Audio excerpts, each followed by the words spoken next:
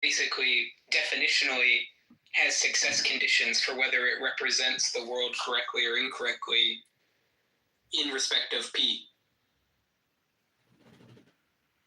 Yeah, that seems right to me. So, are you just fine with saying that, like, God's thoughts that, like, serve the purpose of propositions are just, like, analogical? Like, you're predicate logical in the fact that you're calling them thoughts? Because, like, every thought we're acquainted with has aboutness, but, like, these thoughts don't have aboutness or whatever? Well, I mean, God, like, again, in this view, really what we're talking about are, like, exemplars or prototype ideas, right? So in God's mind. Now, yeah, the resemblance, now it's not like there's no diversity within God, real diversity within God, right? So for us, two thoughts would be too distinct from each other. You know, in God, obviously there can't be such a distinction because of his simplicity. But then second, I mean, another respect in which they're analogical is that God's thought is like a higher on the chain of being than the thing it's about. So, like, Millith is contained within God's conception of Millith in a way that makes God's conception of Millith like the right sort of thing from which a Millith can proceed as like a faint, pale imitation, you know? Like, what makes you Millith is the resemblance that you have to God's conception of the perfect Millith. Now, obviously that's very different from creaturely thoughts, right? Where creaturely thoughts are even more impotent than creaturely entities that have a, like, actuality. Because, like, my thought of Millith, like, doesn't have the generative power to bring about a Millith, you know? It's actually, in fact, like, way less cool than a full real Millith. It doesn't even accurately, fully convey Millithness. So creaturely thoughts are, like, far, far weaker expressions of being than divine thoughts. But, like, the divine thoughts, like, are said to, like, eminently contain the creatures they're about. So, like, we just try to understand or grasp or apprehend, like, some aspects of creatures. Meanwhile, like, God's Millith thought is more Millith than Millith.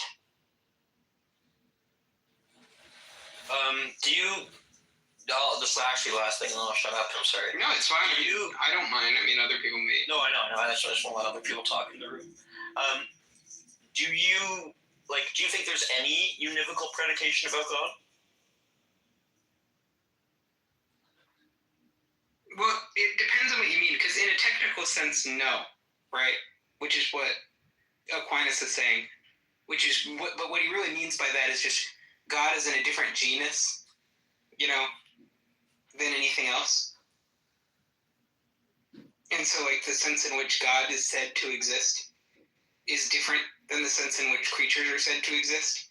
And so, therefore, basically anything that's predicated of God has to be analogical, because anytime you're making a predication across genuses, there's going to be, you can never do so univocally. Yeah, that's interesting. Thanks a lot, man. Yeah, no problem.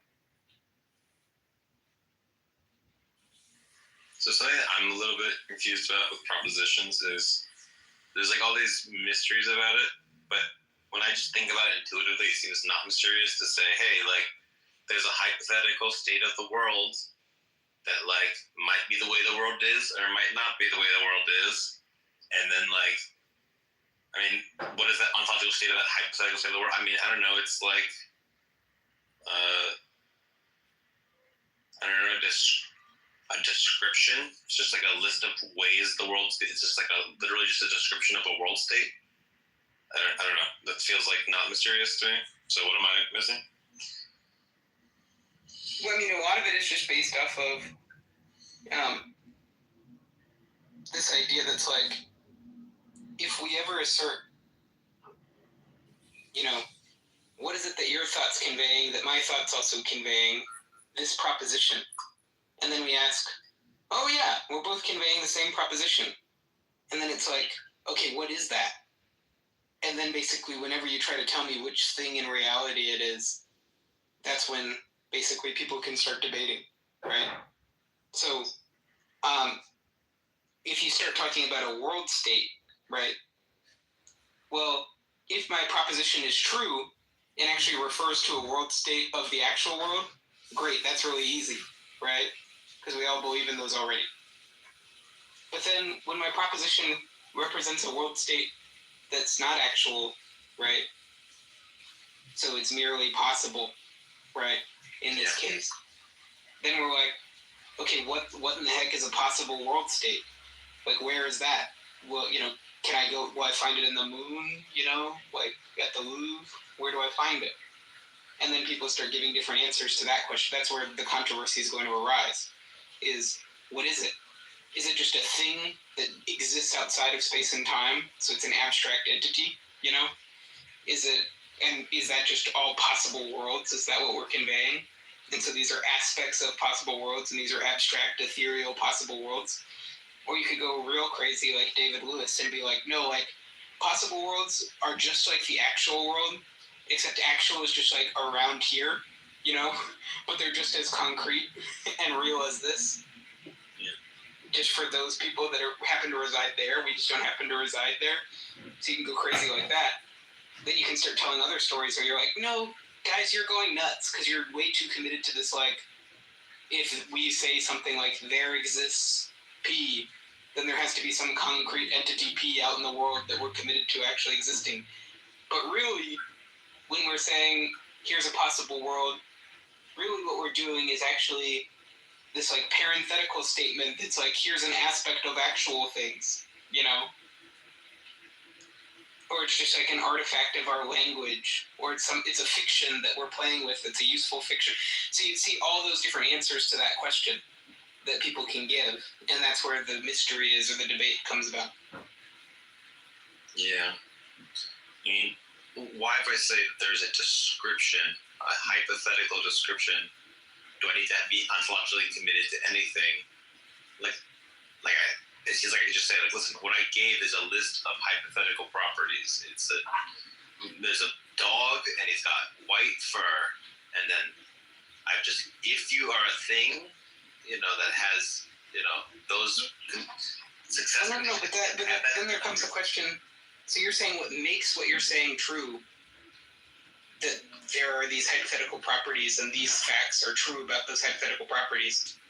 And I'm asking, well, what the heck is a hypothetical property? It's just like a verbal description of a state of affairs, or I just like descriptions of things are not too mysterious. Like I can describe.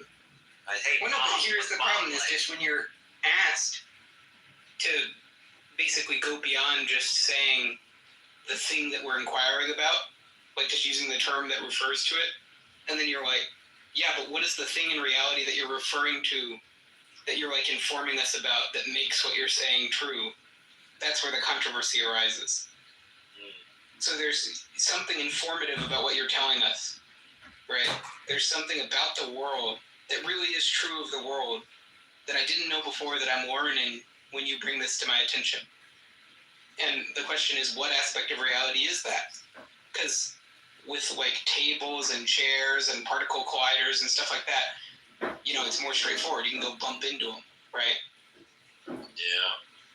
But then when you start talking about things that are like more abstract and immaterial, there starts to be more controversy where you're like, is it just that they're exactly the same as like physical things, except they just don't have the properties that let you bump into them? Or is there some sense in which they're like, they supervene on the physical, or like are fully grounded in the physical in a way where they're sort of just like really entirely derivative, or they're sort of like different ways of speaking that help you convey aspects of physical things? Or is it, no, what you're saying, like this is purely a mental construct that we're sort of imposing on reality, but isn't telling us anything about the world over and above just this is a useful way to think about the world to help focus attention or whatever. Yeah. I mean, I feel like I have this intuition that this is my intuition of how it works. You got the world and how it is, and then you can label the ways the world is, and then you can ask, hey, does our universe have this, and this label that I've already invented? And then just find out if that's true. Yeah, but there's a thing about reality that makes it fitting or not fitting to say things like, if Ethan had stayed home, he would have been hungry. Right? So there's something about the world that makes that true, right? But it's not the actual physical, events that unfolded. Because what did in fact happen when Ethan went off to the restaurant and ate McDonald's and was full, that's not sufficient to tell you what would have happened had Ethan stayed home, right? So then when I ask, what is it that makes that counterfactual claim true? Like, what is the further fact about reality that's being conveyed to me? Because it can't be about what actually happened, right? So then a thought you could have is, oh, well, there's possible worlds, and those possible worlds, it's facts about those that I'm conveying. So there's certain possible worlds that are similar to the actual world, but they only differ in this one respect that Ethan stayed home. And the ones that are most similar, when Ethan stays home, but they're very similar, he's hungry. And that's what I'm conveying. Or another approach would just be like, no, like, there are certain physical laws and those physical laws tell us, that if this contingent event had instead gone this other way, and if we had played the tape forward, then this definitely would have happened, or almost certainly would have happened, or what have you, right? And so then, but anyways, so people are asking to provide stories about what makes this thing you're saying true.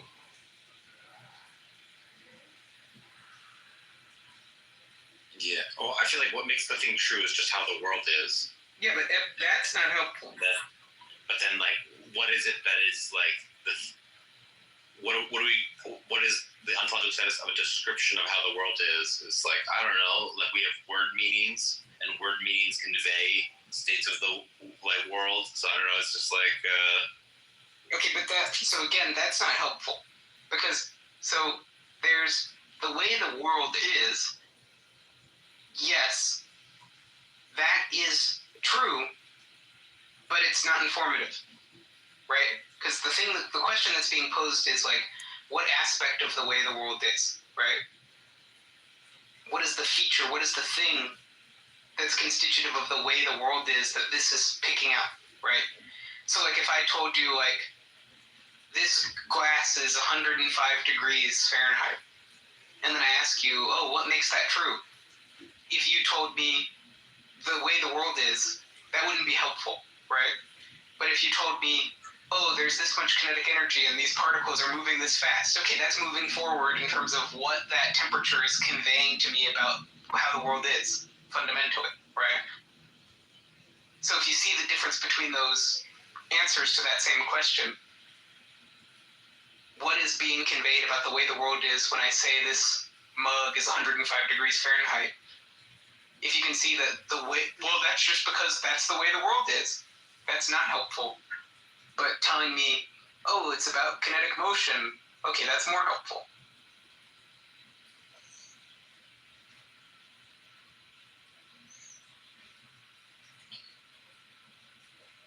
I just feel like there's lots of metaphysical baggage here, and we can get a lot off the ground by just saying there's a way the world is. There's a way that our language can be used to describe the ways the world is. There's ways that our thoughts can express content about how the world is, and then you don't need stuff over and above the world is and our representations about the world is. And I feel like there's a lot of but there's a question. Cycles. But that's not. So nothing you've said.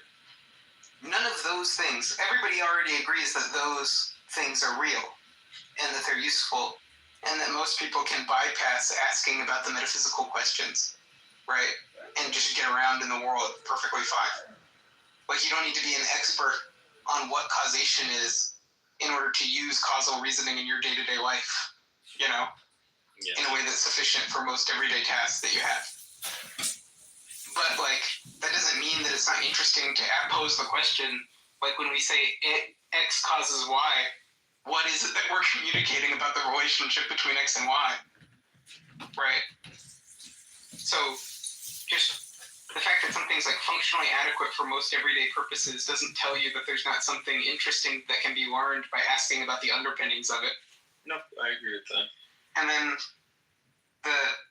if a person is coming to you and saying, when you're making these claims about propositions or counterfactuals or mathematical objects or whatever, there is something interesting and informative that we can learn by debating about what that's communicating about the nature of reality.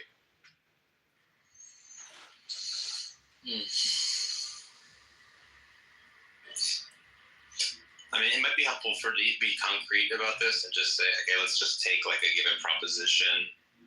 Like Sam lives in New York State. Okay, there's a proposition. Okay, well, it could be true, it could be false. Like I could be, actually in the Bahamas right now. I could be lying to you all. It could be, true. No, it happens to be true. I do live in New York State right now. And now, what is the status of that proposition? There's a sense in which, there's a guy, Sam, and he's in New York State. That's like one reality. And there's another reality, which is like our language is able to express like representations of where things are. And like, it feels like you have to either ask about the map or the territory. And if you're asking about some third thing, you're like lost in the sauce. Well, no, but so there's the problem, which is, so there's what's being represented, right? Which is the world. There's the way you're representing it, which is the mental representation that exists in your head, right? Then there's some content of that mental representation that is neither the way the world is, nor the way you're representing it as being, right? And that can be shared by people like you and me. And then we can ask that shared content that's neither the exact representation in your head nor the exact representation in mine. What is that thing? Where is that thing? Etc.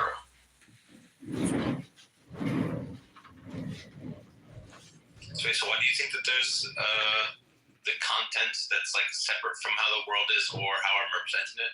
Like what motivates that? Well, so one thing is you and me are both representing the world as containing Sam, right? Yeah. So we both have those two representations. So there's something common between those two representations that isn't identical to either of them, because my thought and your thought are not the same, right? Mm-hmm. So then we ask, what is it that is the same about them, right? So we can say, oh, I know there's a meaning that they both have, a sense that they both have, right? But then that's going to raise a further question. What is that thing, right?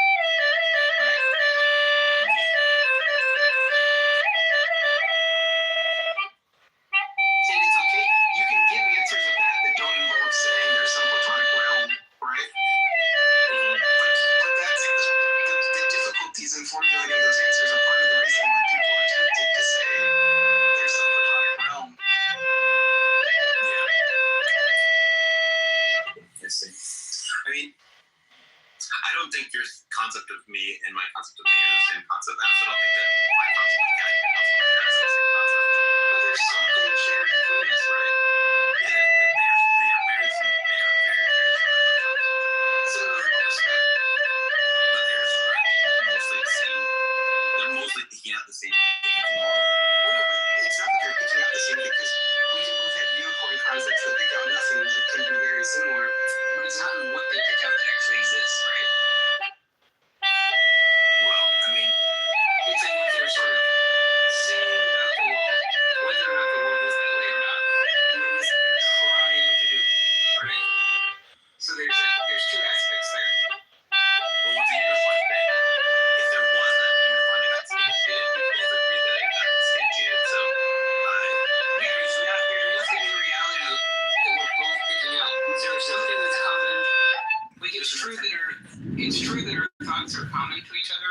I mean, there's something common between our thoughts, whether unicorns exist or not.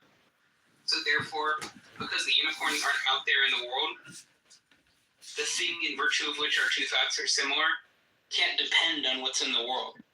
Yeah, it's the method of trying to pick things in the world that I'm saying is the right, exactly. So basically there's something that we're attributing to the world, and there's something that we're basically success conditions that we have for whether we've succeeded or not succeeded by attributing that to the world, right? So basically, there's a meaning, what it is that's being said about the world, and there's the success conditions or the truth conditions for that attribution of something to the world. Okay, great. So those are propositions. Now, what is it that basically constitutes those propositions? Because it's not the things out in the world, and it's not our thoughts. So it has to be something that's common to both thoughts. I mean, I guess what I would say what makes our cat concept the same is that, like, the algorithm that you generate what the success condition would be is, like, very, very similar, such that, like, we would agree 99.9999% of the time about what, like, we agree that lamps aren't cats, we agree submarines aren't cats, we agree, and there's going to be some gray area where, like, okay, but so now you've given an answer. if I show you a seven-legged feline, or if I show you Yeah, I get it. that's an alien, you, like, we might Yeah. Just the thing there is, now you're giving an account to try to solve this problem, but it's going to raise further complications. So, for instance, there's a dispositionalism that you've just invoked. So, could it be that I have a thought that invokes a cat concept, even though I'm disposed to misapply my cat concept or my true concept, right? So, like, for instance, like, it could turn out that I just suck at math, right? So what I'm disposed to do is say that 2 plus 200 equals 5 million, right? Now, one thing to say is, you suck at math, so you just got the wrong answer. But then if you're telling me that what I mean and what the success conditions are is just determined by the algorithm that I myself use to grade myself, then if I'm a stubborn guy who won't correct my answer no matter what, that doesn't seem right. Or, like, it seems like a lot of my concepts, like my addition concept, are infinite, you know? But, like, my brain is finite. And so, like, if I actually try to compute, you know, this, like, 10 to the 9 quadrillion precision decimal, it turns out, no, it's not that I would give the correct answer, it's that my head would explode. And so then you start seeing there's a problem there if the thing that I'm saying, like, basically if I'm grounding the meaning and the success conditions, if I'm grounding those entirely in the intrinsic properties of my mental states and the dispositions that I have towards evaluating things, there's a problem, which is that doesn't seem fully adequate.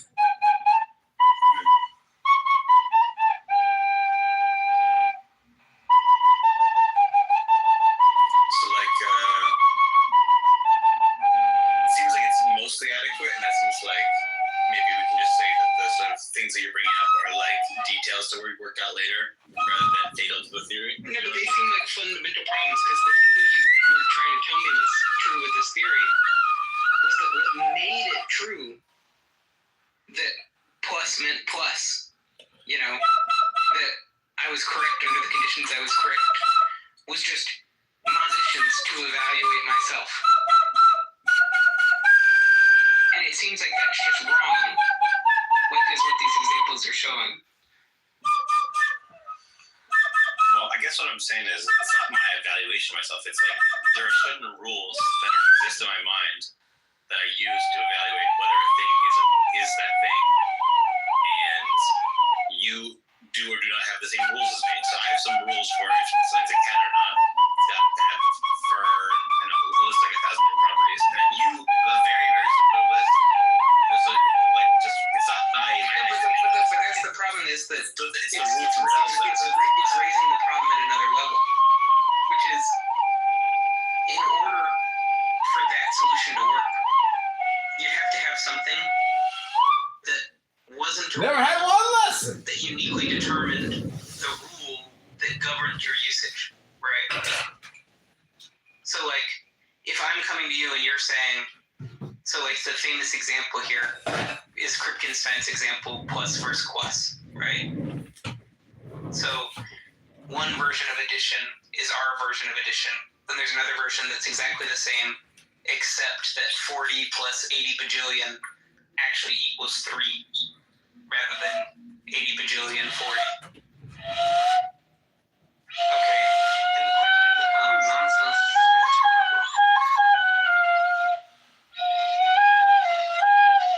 And the question becomes, what makes it the case that my concept of addition picks out plus rather than quas, right?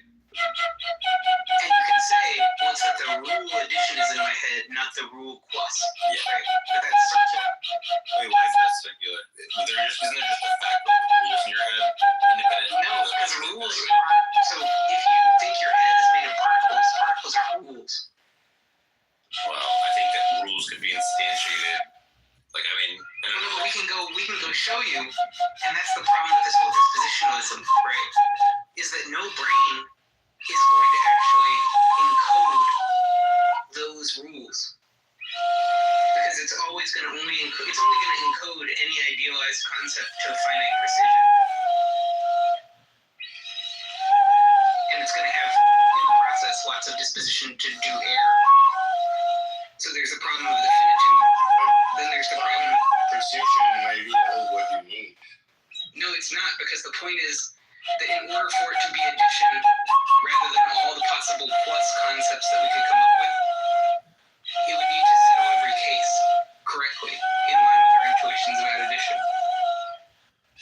So if your brain can't encode a definition with that level of complexity, right, it can only settle finitely many cases in whatever its dispositions encoded, then it's going to need to be that the brain is referring to something outside of itself that settles it, rather than that the brain is encoding within itself. Definition of addition is finitely coded. It's not infinitely complex definition Well, no, that you cannot if you look at a computer, so a computer doesn't encode addition to infinite precision, right? It's going to break down. If you try to have a computer simulate addition, so any computer be a calculator and simulate addition, there's going to be some number, arbitrarily large finite number that you're going to reach, where the computer is not going to actually encode the intuitively correct answer. That's true for any single computer. Because that's a computer. The computer is not doing abstract addition. It is just encoding within floating point numbers that, yes, have a certain amount of decimal points. And so the point is that if you think of the human mind, We are encoding an infinite number of additions. but the point is that you don't get to invoke the piano axioms, because the point is how are they encoded by a computational substrate that's physically implemented. Right? Is that you can encode it in a few lines of code. No, you literally can't. Literally, a fucking. No, and this is a well-known. You have it on a piece of paper. You don't understand. You can't do it. You can write the That's words. first year computer major. You'll do it. No, you can't, because the problem is you can write the words, but anytime you actually try to use the successor function, right? Again, as we established, in the computer itself, it will only define the successor function validly over a finite domain. So these are yes, of course you're only working with the finite domain. You are encoding it on a number of rules, right? That is totally given. That's a fact. What you're claiming is that you cannot add forever. And that's not the point. course, there's infinitely many numbers, so you're gonna find a number that the computer cannot add because it's just too Yeah, but big. you guys just don't understand the argument. You can't apply Two different things. If the winner you're not understanding the argument. You have an infinite amount of money, not the zombies. But in code understanding the piano axioms and successor function is a few words. It's like No, but you don't understand the actual definition. So if we actually go to lean and we give a definition with where we're trying to define the successor function, right? We're going to have to use as a primitive. We're going to have to use as a primitive basically something that's only defined to accurately correspond to our intuitions up to a finite domain, even though our actual concept has an infinite domain and would have to be validly defined over that entire domain. okay, fine. And this is still computers. Yes, computers only have a finite amount of memory. This is not humans. Humans, yes, we can do a finite number of steps, but have you ever heard of mathematical induction? I don't know what you're saying. Yeah, computers. So no one's denying that abstract. no one's denying. So this is what's the problem is when you jump into a conversation when you don't know the context for the conversation and you're not equipped to have the conversation. So the problem is Just an dominant attack. you just don't know the context for the conversation. So no one's denying that humans can do addition. Computers do it too. Computers can code piano rhythms. They can't encode it except they can't encode it except can you please allow me to finish speaking? You're wrong. Can you please just allow me to finish speaking? Yeah, please, you gotta chill. They can encode it only insofar as the human takes a symbol and then ascribes to it a meaning, right? So the human is imposing the meaning upon the symbol. And so if the person then says, I agree, every time the computer prints this output, I'm going to interpret this as corresponding to my concept of, say, the successor function. So I just use this symbol, right? So, but that presupposes that the meaning of the concept is rooted in the human, and then the human is projecting it onto the syntactic item that the computer has. So an uninterpreted symbol will have no meaning whatsoever. The computer, though, it would be useful in performing certain operations for us because we can impose interpretations upon its symbols that correspond to our concepts. So we can decide to interpret the syntactic items in line with the concepts that we have. I mean, going back to the original statement, right? You could encode the piano accents in a computer, and you can understand them regardless of not like humans can understand that, and you only need finally many symbols to understand those accents. Never had one lesson. About needing infinity and like my concept of plus needs infinite accuracy. It's nonsense. You don't need infinite accuracy to encode what the plus sign means. No, but you just need ignored what I just said. I came back to wait. You're claiming Only encode the piano.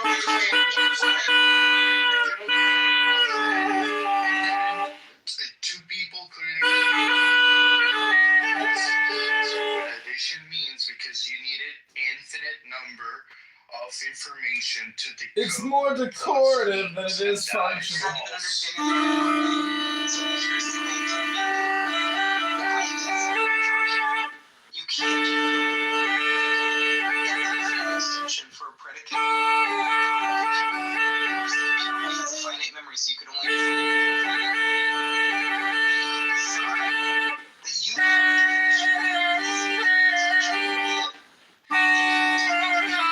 I'm going to pretend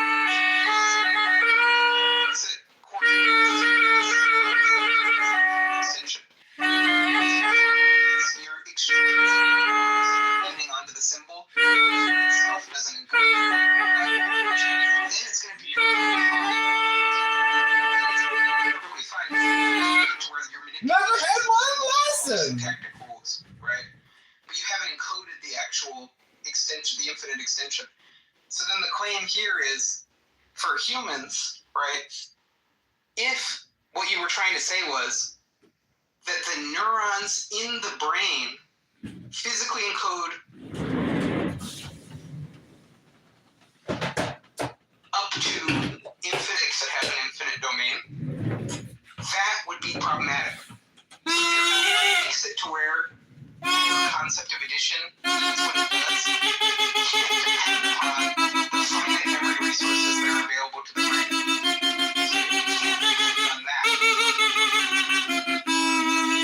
So it can't depend on that. Doesn't mean that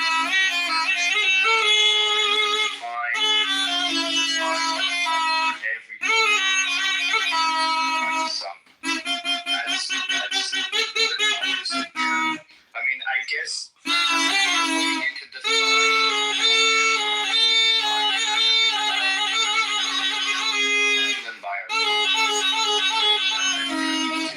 to give a explicit equal for every two possible numbers where Yes, but you have to define. So when you invoke the plus symbol or the successor symbol, what makes it the case that the successor of 42 is 43 and not 45, right? The meaning of that successor symbol. The definition of 43 is the successor of 42. But that's the problem. Is that we actually define. You're saying something you don't know about. You're telling me that you. How do you think 43 is the successor of 42? Point. That's what you're not getting. Infinite precision and It doesn't work. You break down once you go past the if you try to complex numbers. It's irrelevant. No, it's not. Brain can't do an infinite number of calculations. So therefore, what makes it the case for some arbitrary finite number that the correct answer is what it is, can't be that the brain is disposed to arrive at that answer. So now, But that's yeah, my but one point. second, CM, now that you're caught up in the conversation, we were here like 10 minutes ago before you joined. Let's let him continue the conversation with Sam. You guys jumped in at a point, started contending some other thing that he wasn't claiming. Now you're back to he was from the beginning. So just listen a little bit more before you jump into conversations. It's not really constructive. We wasted the last 10 minutes. We can let him say it. He didn't say anything wrong. You just weren't listening. You just reached the point now. You reached the point now that he was at 10 minutes ago. You reached the point now that he was at 10 minutes ago. So if you guys could mute up for a second, you can hear where this. We can hear the rest of the context of this. We can actually hear the rest of the conversation and see what was being discussed.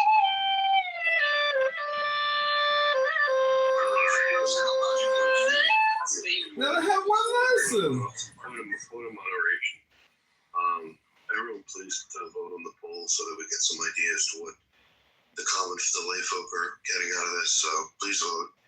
Go ahead. Who's next? I just want to say the context of the conversation was we're debating what propositions were, and I was kind of even this idea of like you have world states and you have like, representations of the world, like maps and territory, and then anything else besides there being maps and territory is adding epicycles that you don't need. And Ethan was trying to say, no, we maybe do need it. There's something like in common, other representations that they have in common. And I was saying the algorithm that generates that it's the same representation would be similar like that because it has problems. So that's kind of where we were with that. Yeah, where we were exactly was I was walking through something called the rule following paradox, which is basically just the idea that what makes it the case that a certain thought, right, that encodes a rule, what makes it the case that one rule determines what Never had or not one versus a lesson. rule that's very similar, except slightly deviant from the rule that is intuitively acceptable, it can't actually be the intrinsic properties of the mental states encoding the dispositions to give the right answer, because you don't have enough precision with the finite resources that you have available to encode that. So therefore, there needs to be some kind of external reference to a standard rather than... Can it just be that both plus and plus are like undetermined with concept we have in our mind, and that like they're both encoded by the rules that we have? Is that Well, I mean, first is... So there are more problems that are going to arise if you take that route. But first, let's just acknowledge how counterintuitive that is. Like, one thing that seems very true is that for my additional concept, that there's a uniquely correct answer to what the sum is for each combination of two integers, right? Your addition concept is not axiomatic or well-defined. This is why it's Can you please stop interjecting? You just have no mathematical literacy at all, so can you just move on? I don't. Okay. The joke is so you're saying that you can add two numbers and get to different results. I'm saying the opposite of that. It's just crazy that, like, Dunning-Kruger in the room is unbelievable. By what you're saying, calculators shouldn't work. What mathematicians are doing is literal. Yeah, CM, you gotta stop, buddy. It's really getting annoying now. Nobody's fucking talking to you, bro. You're a fucking moron. You're literally brain dead. Nobody's talking to you. Fucking, this guy, again, I don't think, have you taken computer science class? Seriously? Yes. You know what axioms are? Yes. Okay, so then what's the problem? Then The question we have is not whether axioms exist. It's a question about what makes it to where the axioms mean what they do.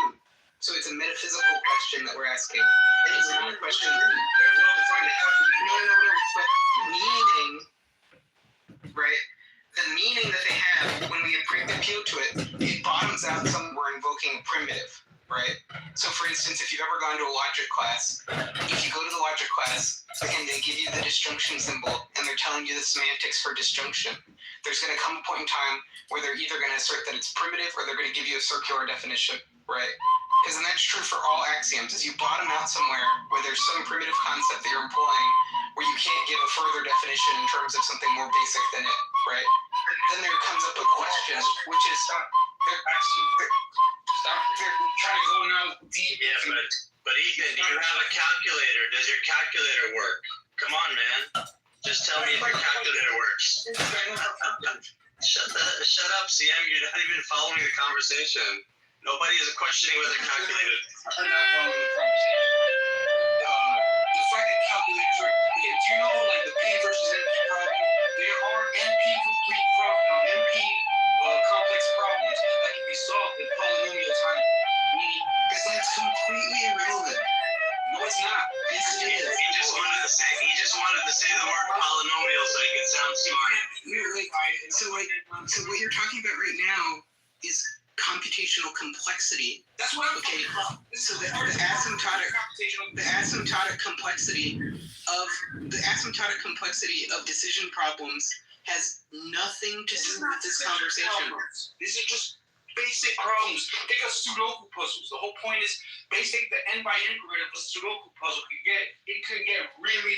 Okay, do you know what a decision problem is? But it's fast. If it's hard Yeah, to wait, solve. do you know? Sure, if you solve an n by Do n you know? that might take a long time. Do you know what a decision problem is? Solution is fast. Do you know what a decision problem is? Polynomial time. Do you know what a You decision know what I problem just is? said? Do you know what a decision problem is? Yes. What is it? I mean, a decision problem. The fuck are you talking about? Like Yeah, just give me the answer to the... traveling salesman or fucking. No, like a definition, not an example. Regardless, that's not what this is about. Okay, so yeah, it's part of the definition of P equals NP.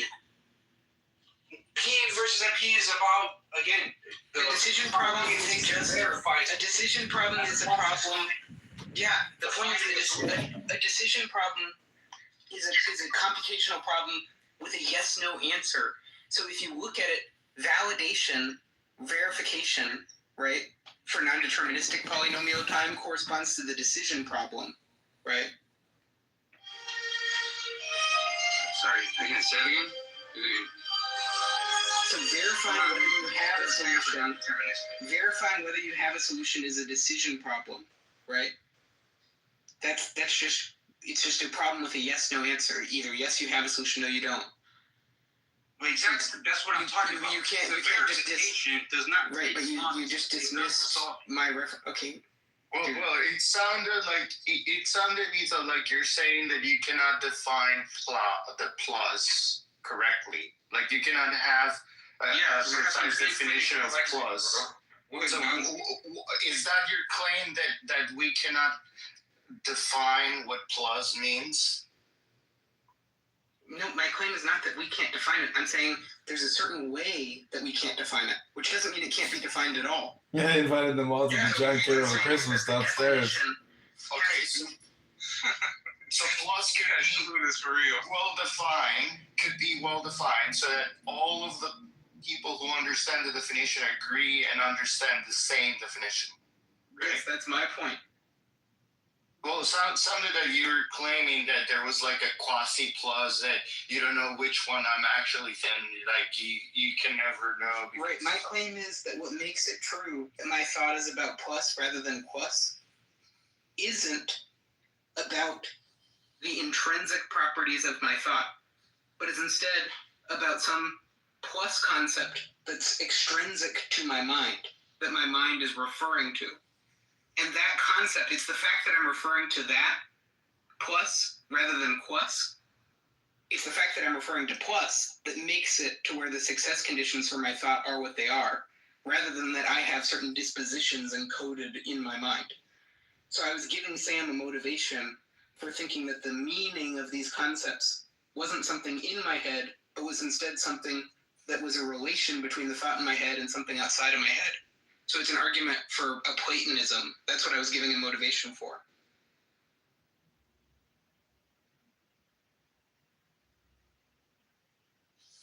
Yeah, don't we have? How does Huxley sound? Like when I say I'm gonna go out the door, I might be referring to the object of the door with the hinges, or like the space that the door takes up, or I could be talking about like a couple feet. Like it seems kind of ambiguous when I say door. I can mean a few different things, and this happens all the time with polysemy, and our language is like this. So if that's how it works for door, why can't it work that way for arithmetic? Is there something like really? It doesn't work for door either. Do you not think that when I say like I'm going to leave?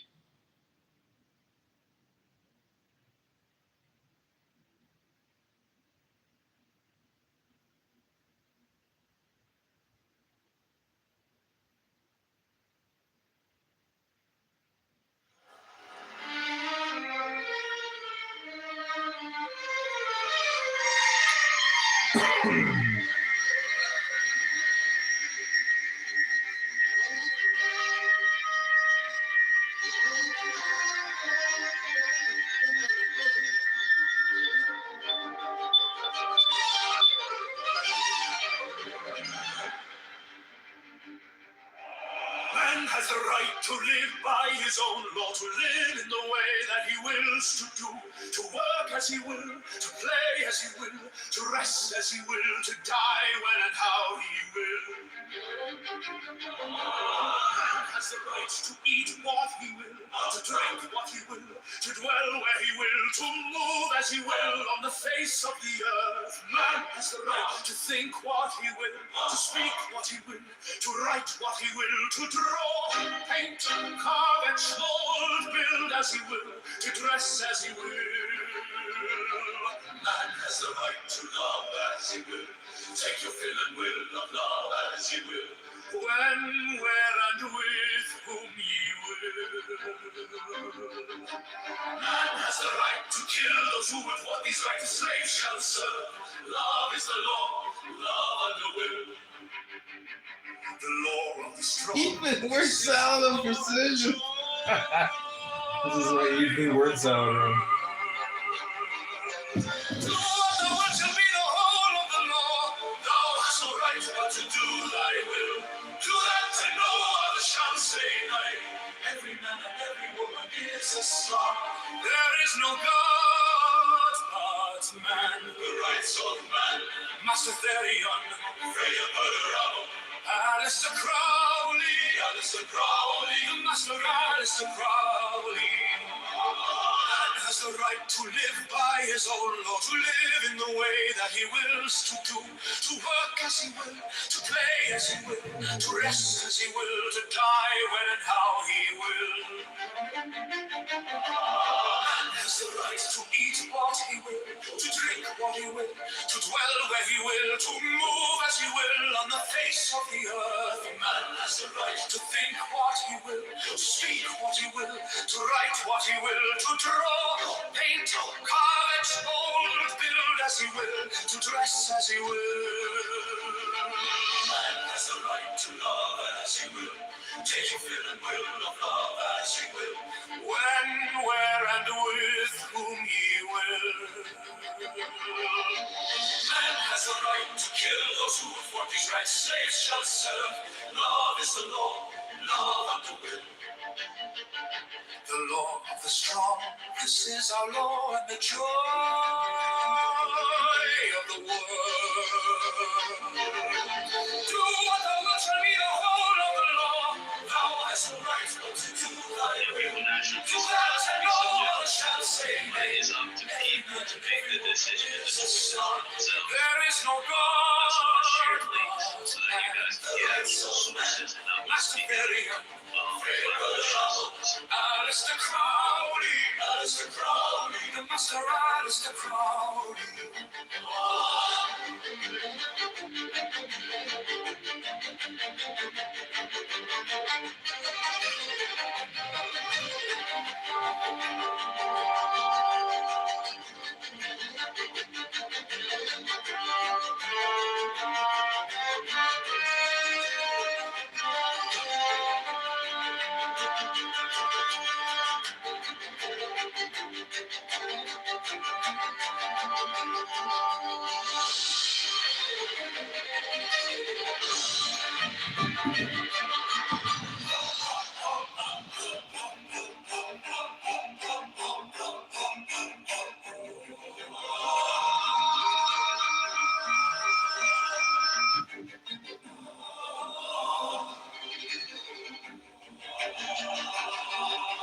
Man has the right to live by his own law, to live in the way that he wills to do, to work as he will, to play as he will, to rest as he will, to die when and how he will.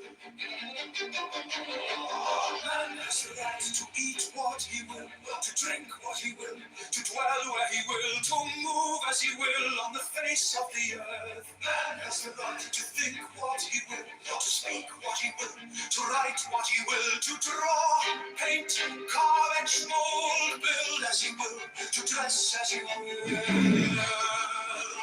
has the right to love as he will, take your fill and will of love as you will, when, where, and with whom ye will.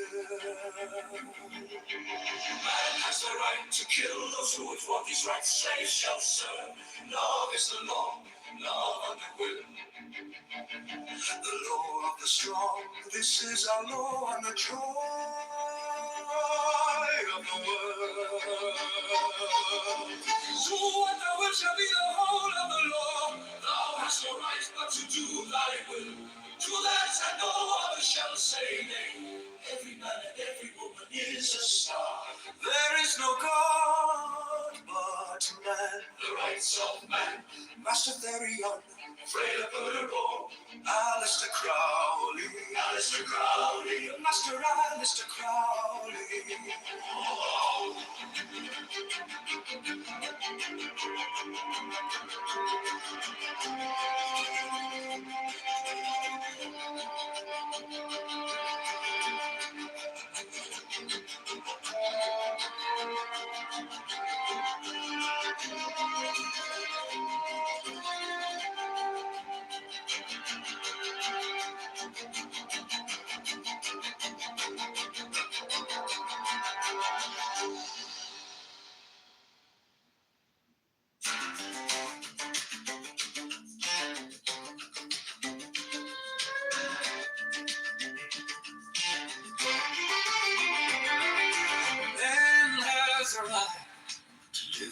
his own law, to live in the way that he wills to do, to work as he will, to play as he will, to rest as he will, to die when and how he will. Man has the right to eat what he will, to drink what he will, to dwell where he will, to move as he will on the face of the earth. Man has the right to think what he will, to speak what he will, to write what he will, to draw, paint, carve, etch, mold, build as he will, to dress as he will. Man has the right to love as he will, take your fill and will, love as you will, when, where, and with whom you will. Man has the right to kill those who would thwart these rights. The slave shall serve, love is the Lord, love under will.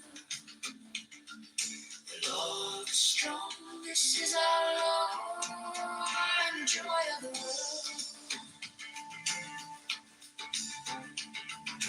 Do what thou wilt shall be the whole of the law. Thou hast no right but to do thy will, do that, and no other shall say nay. Every man and every woman is a star. There is no God but man. The rights of man, that's what they're afraid of her rival. Alistair Crowley, the master, Alistair Crowley. Man has a right to live by his own law, to live in the way that he wills to do, to work as he will, to play as he will, to rest as he will, to die when and how he will. Man has the right to eat what he will, to drink what he will, to dwell where he will, to move as he will on the face of the earth. Man has the right to think what he will, to speak what he will, to write what he will, to draw, paint, carve, etch, mold, build as he will, to dress as he will. Man has the right to love as he will, take your fill and will, love as you will, when, where, and with whom you will. Man has the right to kill those who would thwart these rights. The slave shall serve, love is the Lord, love under will.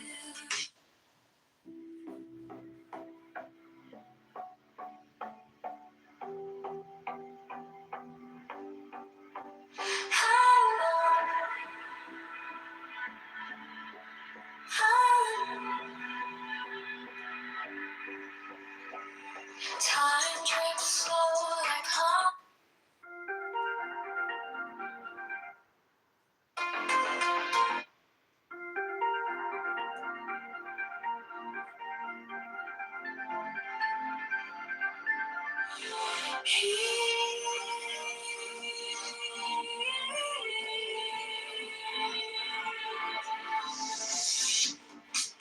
In the dark, it starts so small.